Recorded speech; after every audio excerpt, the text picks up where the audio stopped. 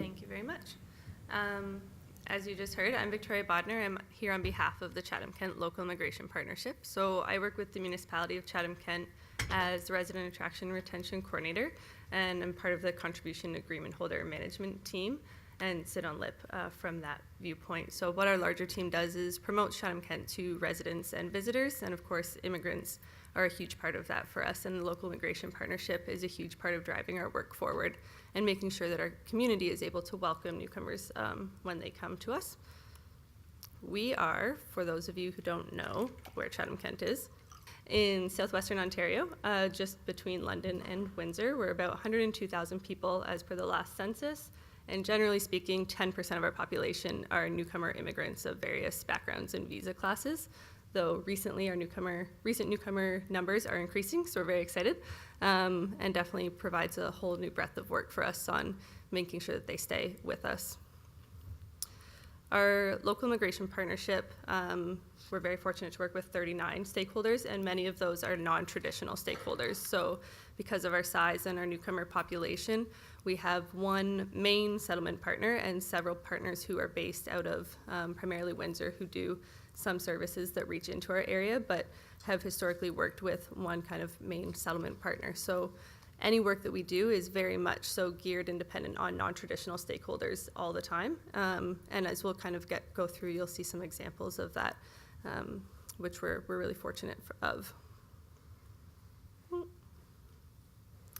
In 2015, as all of you know, we had the Syrian refugee crisis, and this provided an unfortunate circumstance, but an opportunity for us to work with our community to say, how will we welcome newcomers in a very proactive kind of way, and specifically newcomers who we don't have a RAP center, so we didn't have any resettlement assistance supports, but what could we do as a community to help resettle and integrate newcomers? So I'll show a video in just a moment, but it was an opportunity for us to look at all of our non-traditional stakeholders and say, how can we work together more cohesively and maybe a more structured manner, and just reaffirm that they're behind us in this venture to welcome newcomers and to get people to move to us and then help them settle there. So we were successful in that, and part of the success was a video that we submitted with our application to show here's the whole community behind us, and this is how much our non-traditional stakeholders are engaged in kind of this vision of being a welcoming community for newcomers. So obviously we had a lot of support for what we were doing. We did the Community Partnership Settlement Plan, which came from a housing first strategy. So how many people could we actually house, and then wraparound supports from there. But after the application was approved, then it was kind of the next step on implementing that. And what did that mean as a community to make sure that beyond the initial settlement that we were prepared to help integrate that specific population. And this is where the Newcomer Safety Advisory Group was kind of born from, was this follow-up action of, okay, now what? And I think it's important to note that the people who are on that group were obvious stakeholders who had an immediate kind of buy-in or an immediate cause to think about safety in terms of a community safety and safety for this new specific population. But the specific character, the specific people who are the representatives, it makes a big difference for us. So CK Fire and Emergency Services brought forward the idea that we should be really thinking proactively about safety of the community. This is a new way for us to profile the work that we're doing within a very large response, and we might get different responses from the community on that. But more than that, the population who is coming to the community was a larger group and a very specific group that we weren't necessarily not used to. We have had refugees come to the community before, and people with different levels of familiarity with Canadian life, or however you kind of want to think about that, and uniformed officials. But within this response, we were going to have an unknown number of newcomers. We didn't know really what their backgrounds were, what their familiarity was, or what their circumstances were, let alone their familiarity with what an emergency response might look like in Chatham-Kent or in Canada. So the Fire and Emergency Services brought this forward as, what if there is a fire in the hotel, for example? And what does that mean for this population? What does the alarm system sound like to them? What do uniformed officials look like to them? How are they going to respond to us? And how are our frontline people, most importantly, going to be most equipped in order to respond to this need if something should happen?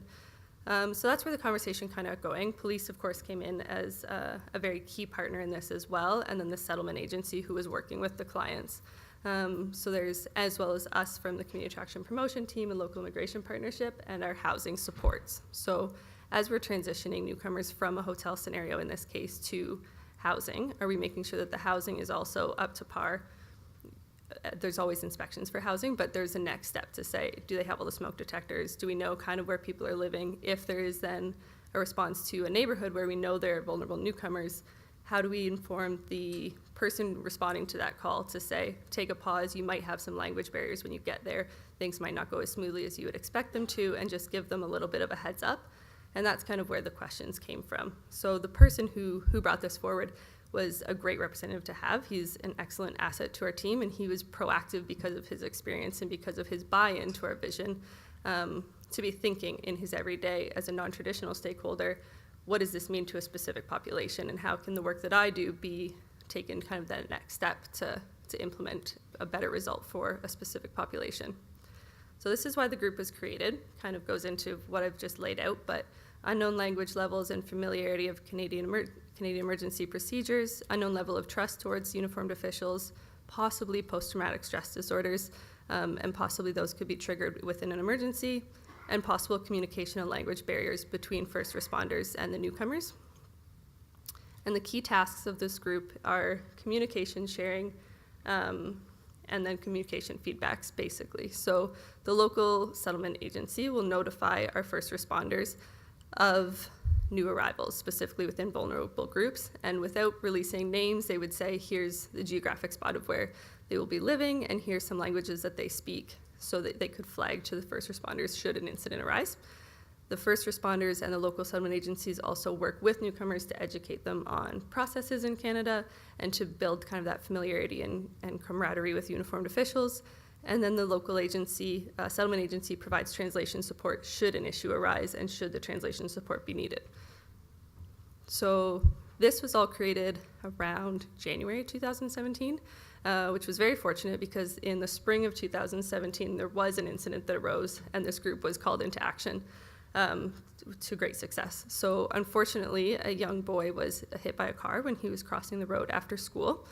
And it was a fairly serious situation. So immediately upon arrival, the emergency team noticed that the young boy had a language barrier. He wasn't able to speak English very easily, or at least within the stress of the situation, wasn't able to communicate with the first responders easily enough. So immediately the first responders called our local settlement agency and got the translation support that they needed.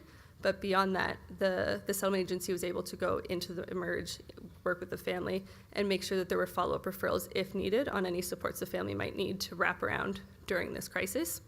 The boy was fine and everything worked out quite well in the end, but having the process and the immediate contacts come through was proven to be extremely beneficial to make sure the whole scenario was able to be kind of addressed better than it might have been otherwise. And then with that extra support of cultural competency and extra support of language and kind of working through with the family as all of those follow-up appointments came, the family was, and the whole community really widely, was able to work through this crisis much more successfully. So the responsibilities are fairly, not very onerous on an administrative way. The focus of this group is to be extremely action-oriented.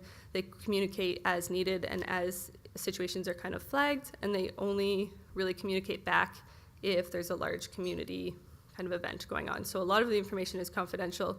They do meet quarterly just to kind of keep on top of issues and trends that they might see coming up or reflect on something that has happened relatively recently. They don't report to CCALIP Council broadly on a lot of things unless, again, there was a high-profile kind of incident, and they might give high-level, this executed in this way, we were able to use an additional number of non-traditional partners, or we didn't, and this was successful, or these were the lessons learned, but they don't go into a lot of nitty-gritty. There's not a lot of reporting being done, so it's not an onerous ask of our non-traditional stakeholders. It's something that they wouldn't have done without this group, but they're not doing an abundance of more administrative work on top of what they would normally do.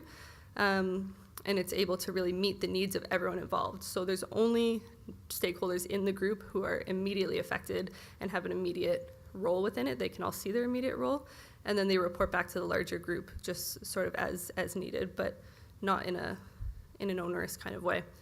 So I think the importance of the group is pretty obvious, and it's been more effective and more needed than than we may have realized on the initial get-go of it, but certainly helps to make sure that newcomers feel safe and welcome in Chatham-Kent, that coordinates emergency services and communications with settlement services, and it brings non-traditional stakeholders to the table in a very cohesive and direct kind of way where they can see their role very clearly and the benefit to their organizations very clearly.